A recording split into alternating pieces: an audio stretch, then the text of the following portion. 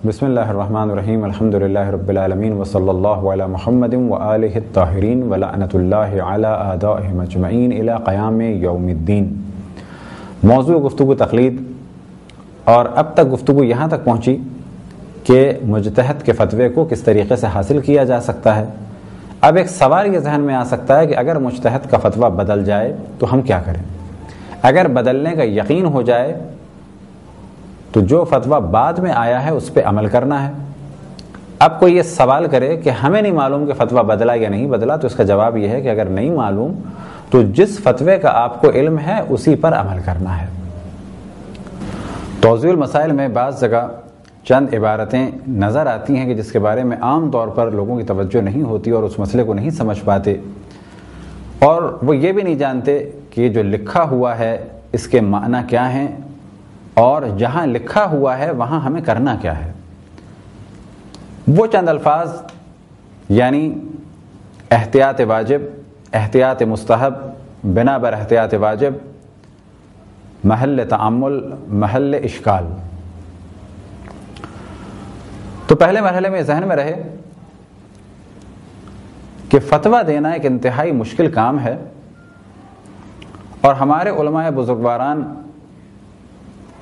جو 50 سال کی جد و جہد کے بعد بھی بعض جگہ فتویٰ نہیں دیتے بلکہ وہاں پر احتیاط کرتے ہیں، اور ایسی احتیاط کو کہا جاتا ہے احتیاط واجب۔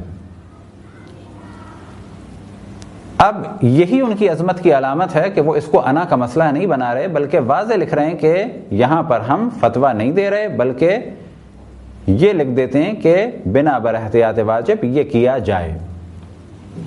یہ تو ہو گیا پہلا مرحلہ۔ اب آتے ہیں اصل موضوع کی جانب، اور وہ یہ کہ اگر کہیں کسی مسئلے کے بعد لکھا ہو کہ بنا بر احتیاط مستحب یہ کیا جائے، مثال کے طور پہ اگر کہیں لکھا ہے کہ نجس برتن کو قلیل پانی سے ایک دفعہ دھونے سے پاک ہو جاتا ہے، لیکن اگر 3 دفعہ دھویا جائے تو بہتر ہے، یا یہ کہ نجس برتن ایک دفعہ کر پانی سے دھونے سے پاک ہو جاتا ہے لیکن بنا بر احتیاط مستحب 3 دفعہ دھویا جائے، تو یہاں پر تقلید کرنے والے کی ذمہ داری یہ ہے کہ وہ ایک دفعہ جیسا کہ لکھا ہے اگر قلیل پانی سے برتن پاک ہو گیا تو کافی ہے، لیکن بہتر ہے کہ 3 دفعہ دھو لے۔ اسی طریقے سے اگر لکھا ہے کہ برتن کر پانی سے ایک دفعہ میں پاک ہو جاتا ہے لیکن بہتر ہے کہ 3 دفعہ دھویا جائے، تو یہاں بھی یہی کہا جائے گا کہ بہتر ہے کہ 3 دفعہ دھویا جائے، لیکن برتن پاک ہونے کے لیے کافی ہے کہ 1 دفعہ دھو لیا جائے۔ اس احتیاط کو کہا جاتا ہے احتیاط مستحب۔ اگلے مرحلے میں جو دوسری احتیاط ہے وہ ہے احتیاط واجب۔ مثال کے طور پہ کسی توضیح المسائل میں آپ یہ لکھا ہوا دیکھیں کہ تیسری اور چوتھی رکعت میں تسبیحات 4 یعنی سبحان اللہ والحمد للہ ولا الہ الا اللہ واللہ اکبر بنا بر احتیاط واجب 3 دفعہ پڑھی جائے۔ اب یہاں پر جب جن کی آپ تقلید میں ہیں انہوں نے اس مسئلے کے ساتھ واضح لکھ دیا کہ 3 دفعہ تسبیحات 4 کو تیسری اور چوتھی رکعت میں پڑھا جائے بنا بر احتیاط واجب، اس کے معنی یہ ہے کہ انہوں نے فتویٰ نہیں دیا بلکہ احتیاط کے لیے کہا ہے کہ احتیاط کریں، یعنی 3 دفعہ پڑھ لیں۔ تو اب یہاں انہوں نے فتویٰ نہیں دیا بلکہ کیا فرمایا ہے کہ 3 دفعہ تسبیحات 4 پڑھ لیں۔ اب جو ان کی تقلید کرتا ہے اس پر لازم ہے کہ یا تو وہ 3 دفعہ پڑھے، کیونکہ جن کی تقلید میں انہوں نے احتیاط واجب یہ لگائی ہے کہ 3 دفعہ پڑھا جائے۔ کچھ اور بھی ہو سکتا ہے تو کہا جائے گا ہاں، وہ یہ ہو سکتا ہے کہ ان کے بعد والے مرحلے میں جو عالم ہیں کہ جنہیں فقہ میں کہا جاتا ہے فل عالم۔ عالم کون؟ کہ جس کی جانب پہلے بھی توجہ دلائی کہ جو حکم خداوند تبارک و تعالیٰ کو استنباط کرنے میں اپنے زمانے کے تمام مجتہدین میں سب سے بلند مقام پر فائز ہو وہ ہے عالم۔ جو ان کے بعد مانا جائے وہ کہلائے گا فل عالم۔ ہمارے یہاں ایک تصور ہے جو بالکل غلط تصور ہے وہ یہ کہ ہم جس کی تقلید کرتے ہیں وہ عالم ہے.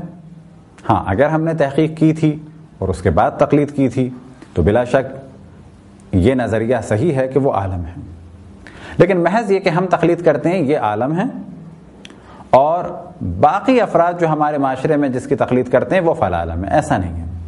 ہمیں اپنی تقلید کے بارے میں بھی تحقیق کرنی چاہیے، علم اور یقین ہونا چاہیے، اور اگر علم و یقین نہ ہو تو کم سے کم گمان ہو. اور گمان کے بارے میں پہلے بھی ہم نے توجہ دلائی کہ یا شاگردوں کے ذریعے، درس خارج کے ذریعے، یا فقہی کتابوں کے ذریعے سے کہ جس میں فقہ پر استدلال ہوا ہو. کتنی اس کی شہرت ہے مرکز علمی میں یعنی قوم اور نجف میں، کتنا بڑا ان کا درس خارج ہے، کتنی مدت سے وہ درس خارج دے رہے ہیں، کتنے افراد ان کے درس خارج میں شریک ہیں، اور کتنے بڑے بڑے مجتہد ان کے درس خارج میں شریک ہیں. یہ وہ چیزیں ہیں کہ پہلے بھی ہم نے توجہ دلائی کہ ان چیزوں سے ایک حد تک اگر یقین نہیں تو کم سے کم گمان ضرور حاصل ہو جاتا ہے.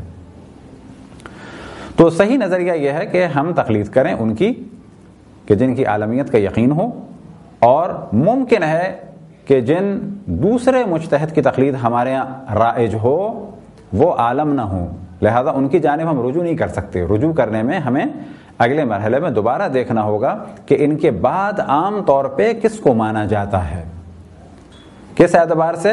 علمی اعتبار سے کہ وہ سب سے بلند مقام پر فائز ہیں. لہذا عالم کے معنی ہیں کہ جو بھی ہمارے مراکز علمی شیعہ میں یعنی نجف اور قم میں سب سے بڑے علمی مقام پر فائز ہوں، یعنی ان کی سب سے زیادہ علمی اعتبار سے تائید کی جائے، ان کو مجتہدین عالم سمجھیں، وہ ہیں عالم. اور ان کے بعد والے جس فرد کے بارے میں کہا جائے، گمان کیا جائے، وہ ایک بھی ہو سکتے ہیں، دو بھی ہو سکتے ہیں، کہ جس طرح سے جن سے ہم نے سوال کیا کہ عالم کون ہے، انہیں سوال کیا جائے کہ ان کے بعد کون ہو سکتے ہیں، تو وہ کہلائیں گے فل عالم. تو فقط اس بنیاد پر تقلید نہیں کی جا سکتی کہ ہمارے معاشرے میں کسی کی تقلید کی جاتی ہے تو ہم بھی اسی کی تقلید کر لیں. بس تقلید کرنی ہے عالم کی. اب اگر عالم نے کہیں پر احتیاط واجب کہا تو ہمیں اختیار ہے کہ یا احتیاط واجب پر عمل کریں یا ان کے بعد کے مرحلے میں جو فل عالم ہے ان کے احکام پر عمل کریں. یعنی وہ فرماتے ہیں کہ ایک دفعہ بھی تسبیحات اربعہ پڑھ لی جائے تو کافی ہے، تو یہاں پر ہمیں اختیار ہے یا 3 دفعہ تسبیحات اربعہ پڑھیں، تو کہا جائے گا کہ یہ ہم نے 3 دفعہ تسبیحات اربعہ پڑھی جن کی ہم تقلید کرتے ہیں ان کی احتیاط پر عمل کرتے ہوئے. اور اگر 1 دفعہ پڑھی تو کہا جائے گا کہ جو ہمارے مجتہد کے بعد کہ جن کی ہم تقلید کرتے ہیں ان کے بعد اگلے مرحلے پر ہیں ان کی جانب رجوع کرتے ہوئے ان کے فتوے پر عمل کیا. ایک اور مثال کہ جس کا تعلق خواتین سے ہو سکتا ہے وہ یہ کہ جن کی تقلید میں ہم ہیں، فرض کریں وہ فرماتے ہیں کہ بنا بر احتیاط واجب چہرہ چھپانا چاہیے.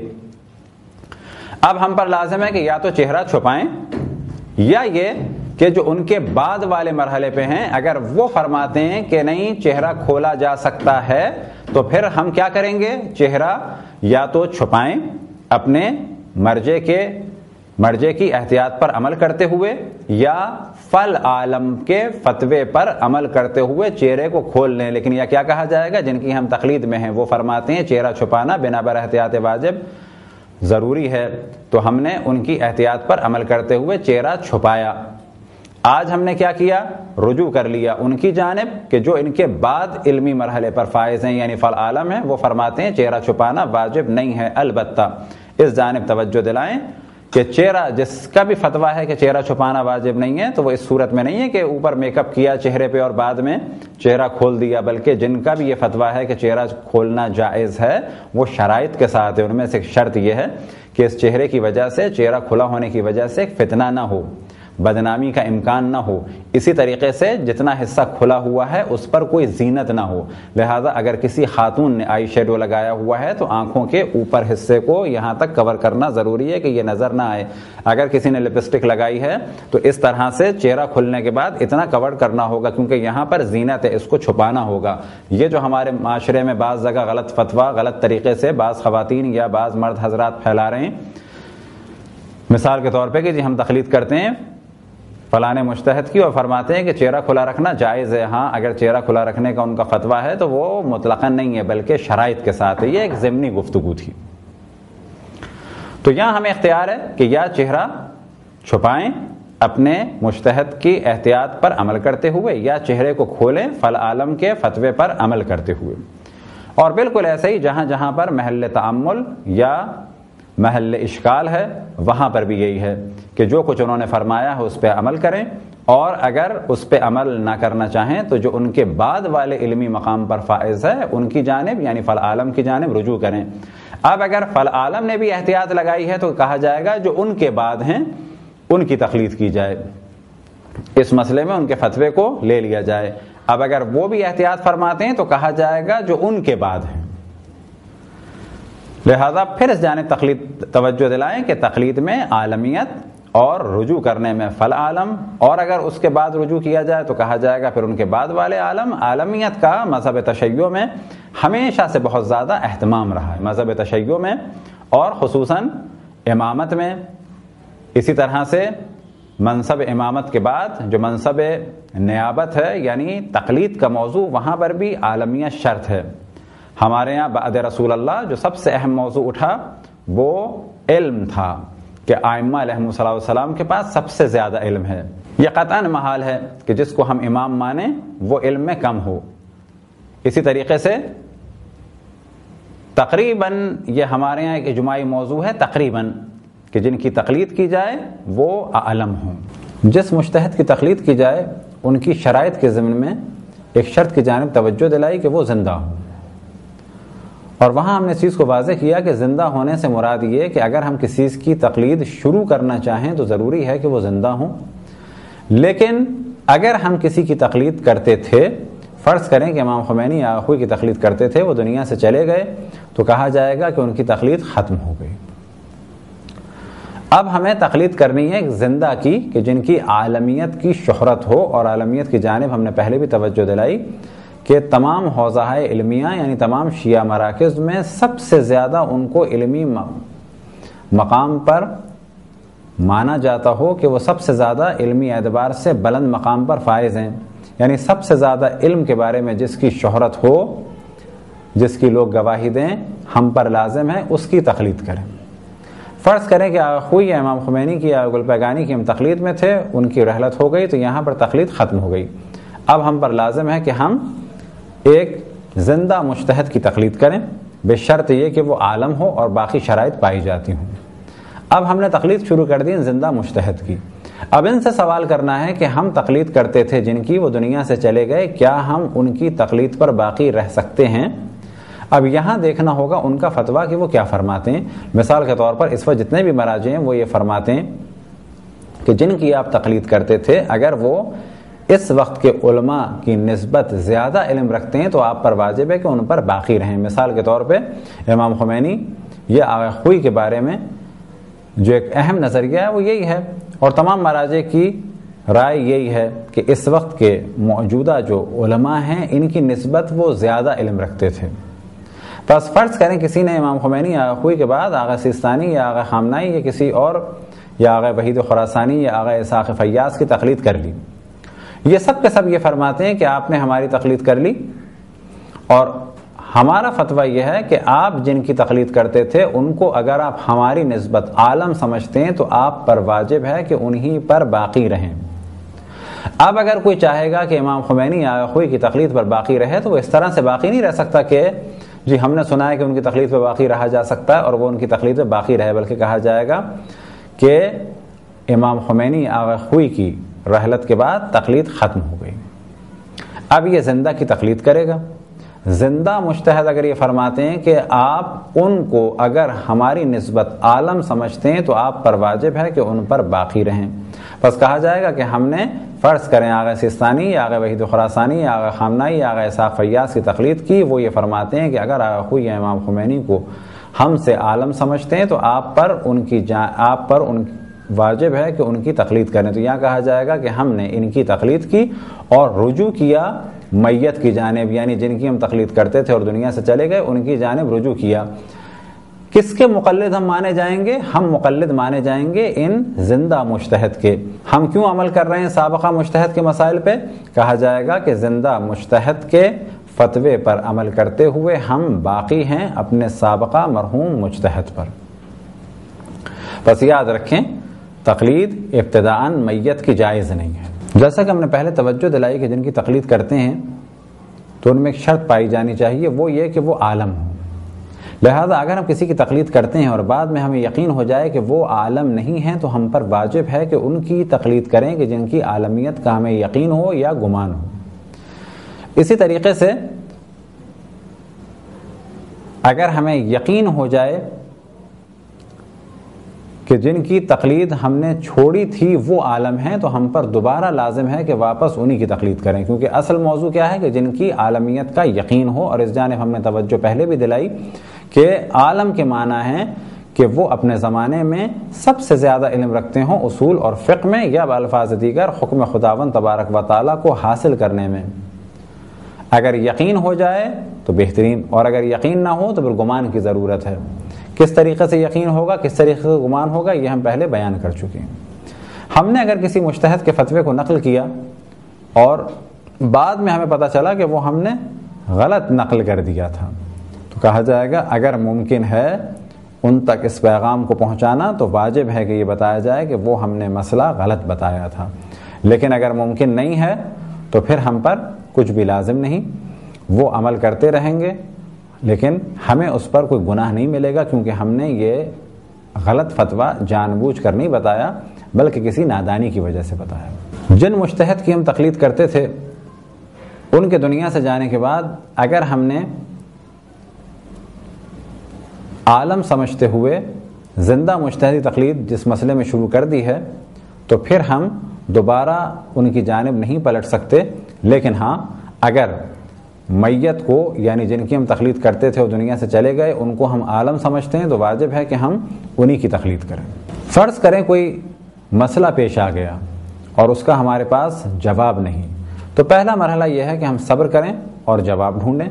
اگر جواب نہ مل سکے تو احتیاط کریں، اور اگر احتیاط ممکن نہ ہو، فوراً ہمیں عمل کرنا ہو، نہ انٹرنیٹ کے ذریعے سے جواب مل رہا ہے، نہ ہم ان کے پاس پہنچ سکتے ہیں، نہ کوئی ٹیلی فون سے رابطہ ہے، تو کہا جائے گا اگر ان کا جواب نہیں مل رہا تو ان کے بعد والے مجتہد کی جانب، بعد والے مجتہد سے مراد یہ کہ جو علمی اعتبار سے ان کے بعد والے مرحلے پہ ہو، یعنی فل عالم، ان کی جانب رجوع کیا جائے، اور اگر ان کا نہ مل رہا ہو تو کہا جائے گا جو ان کے بعد والے ان کی جانب کیا جائے۔ یہ رعایت ہمیشہ کرنی ہوگی، کیوں کہ تقلید میں ضروری ہے کہ عالم کی تقلید کی جائے۔ اگر عالم کا مسئلہ نہیں مل رہا اور احتیاط بھی ممکن نہیں ہے، مسئلہ ڈیلے بھی نہیں کر سکتے، تو جو ان کے بعد ہیں ہمیں ان کی تقلید کرنی ہوگی۔ اگر ان کے بعد والے کا فتویٰ نہیں مل رہا تو ان کے بعد والے کی کرنی ہوگی، اور اگر ان کے بعد والے کا نہیں مل رہا تو ان کے بعد والے کی کرنی ہوگی۔ لیکن کسی بھی صورت میں ایسا نہیں ہے کہ جس کا دل چاہا جب دل چاہا جس کی چاہے تقلید کر لے، اصل موضوع ہے عالمیت۔ ایک سوال کے ذہن میں آ سکتا ہے کہ پہلے ہم تقلید نہیں کرتے تھے، اب تقلید شروع کی تو پہلے کے اعمال کا کیا ہوگا؟ ایک چیز جو بہت زیادہ مشہور ہو گئی ہے کہ بغیر تقلید کے اعمال باطل ہیں۔ اگر یہ اس معنی میں لی جائے کہ کسی بھی شخص کا کوئی بھی عمل قبول نہیں بغیر تقلید کے، تو یہ ایسا قطعا نہیں ہے، بالکل غلط بات ہے۔ لیکن ہاں بغیر تقلید کے بعض اعمال قبول نہیں، تو وہ کون سے اعمال ہیں؟ وہ اعمال ہیں کہ فرض کریں کہ ہم نے ایک عرصے تک کسی کی تقلید نہیں کی، اگر وہ اعمال صحیح تھے تو پھر تو کوئی مسئلہ ہی نہیں ہے، اگر وہ اعمال احتیاط کے مطابق تھے تو بھی وہ اعمال صحیح ہیں۔ ہم نے آج سے تقلید کی ان کی کسی خاص مجتہد کی، اب ان کا فتویٰ دیکھنا ہے کہ وہ کیا فرماتے ہیں سابقہ اعمال کے بارے میں۔ اگر وہ فرماتے ہیں کہ سابقہ اعمال آپ کے صحیح تھے، یعنی ان کے فتوے کے مطابق تھے، تو وہ صحیح ہیں، اور اگر وہ فرماتے ہیں کہ سابقہ اعمال ان کے فتوے کے مطابق نہیں ہے، تو کہا جائے گا وہ اعمال دوبارہ کرنے پڑیں گے۔ کیوں دوبارہ کرنے ہوں گے؟ کیونکہ آپ کی ذمہ داری تھی کہ آپ تقلید کرتے، آپ نے تقلید نہیں کی۔ کس کی ذمہ داری تھی تقلید کرنا؟ جو بعض دفعہ لوگ کرتے ہیں وہ یہ کہ کیا بغیر تقلید کے اعمال باطل ہیں؟ تو اس سوال کو دو زاویوں سے دیکھا جا سکتا ہے۔ یعنی کیا مراد یہ ہے کہ ہم نے کسی کے ساتھ نیکی کی، کسی کی خدمت کی، کسی کا سامان اٹھایا، کیونکہ ہم تقلید نہیں کرتے تھے یہ سب باطل ہو گیا؟ ایسا نہیں ہے۔ یا یہ کہ ہم نے نماز پڑھی لیکن ایسی نماز پڑھی کہ جو احتیاط کے مطابق تھی، مثال کے طور پہ تسبیحات اربع ہم 3 دفعہ پڑھتے تھے، وضو بھی احتیاط کے مطابق کرتے تھے، کیا یہ نماز اور روزہ اور وضو باطل ہے؟ کہا جائے گا نہیں۔ بس یہ جو کہا جاتا ہے کہ بغیر تقلید کے اعمال باطل ہیں، اس کے معنی کیا ہیں؟ اس کے معنی یہ ہیں کہ فرض کریں کہ ہم نے ایک عرصے تک تقلید نہیں کی، آج سے ہم نے تقلید شروع کی، تو یہاں یہ دیکھا جائے گا کہ جن کی تقلید ہم کر رہے ہیں اور انہی کی تقلید ہم پر لازم تھی پچھلے بھی چند سال میں جس وقت ہم نے تقلید نہیں کی، تو کیا ان کے فتوے کے مطابق ہیں وہ اعمال جو ہم نے انجام دیے تو وہ صحیح ہیں، اور اگر ان کے فتوے کے مطابق نہیں ہیں تو وہ اعمال جو ان کے فتوے کے مطابق نہیں ہیں کہا جائے گا وہ باطل ہیں۔ فرض کریں کہ ان کا فتویٰ تھا کہ تسبیحات اربع یعنی سبحان اللہ والحمد للہ ولا الہ الا اللہ واللہ اکبر 3 دفعہ نماز میں پڑھنا ہے، لیکن ہم تقلید نہیں کرتے تھے اور فقط 1 دفعہ پڑھتے تھے، تو کہا جائے گا ان کا فتویٰ ہے 3 دفعہ پڑھنا، آپ 1 دفعہ پڑھتے تھے تو یہ عمل باطل ہے۔ لیکن ہم تقلید نہیں کرتے تھے، پڑھتے 3 دفعہ تھے، تو کہا جائے گا ان کا فتویٰ بھی یہی ہے، جب ان کی تقلید ہم پر لازم تھی لیکن ہم تقلید نہیں کرتے تھے، لیکن ہمارا جو عمل تھا وہ انہی کے حکم کے مطابق تھا، تو کہا جائے گا کہ یہ عمل بالکل صحیح ہے۔ وجہ کیا ہے باطل ہونے کی؟ کہ غیبت کے زمانے میں ہم پر لازم ہے کہ جو بھی مسئلہ پیش آئے وہ علماء کرام سے پوچھیں، ہم نے نہیں پوچھا، نہیں پوچھنے کی وجہ سے جو غلطی ہوئی تو وہ عمل ہمارا باطل مانا جائے گا، لیکن اگر ہم پوچھ لیتے تو پھر وہ اللہ، رسول اللہ، ائمہ اور مجتہد کے درمیان ہے، کیونکہ ہمیں غیبت کے زمانے میں بالآخر مجتہد سے ایک سوال کرنا تھا، ہم نے سوال کر کے کام انجام دیا تو یہ ہمارے لیے جائز ہے، اور اگر بغیر سوال کے ہم نے کام انجام دیا تو کہا جائے گا کیونکہ یہ غلط ہو گیا، یہاں ہمیں گناہ ملے گا۔ گناہ کس چیز کا ملے گا؟ عمل قبول نہیں ہے۔ کیوں عمل قبول نہیں ہے؟ کیونکہ ہم پہ لازم تھا کہ غیبت کے زمانے میں تقلید کریں، اور ہمارا یہ جو عمل ہے جن کی تقلید کرنی چاہیے تھی ان کے حکم کے مطابق نہیں ہے۔ یہ تھے چند مختصر سے مسائل تقلید کے بارے میں۔ خداوند تبارک و تعالیٰ سے دعا ہے کہ بحق محمد وآل محمد ہمیں اپنے رسول، اپنی حجتوں، خصوصاً امام زمان علیہ السلام کی معرفت اور اطاعت کی توفیق عطا فرمائے۔ وصلی اللہ علی محمد وآلہ الطاہرین۔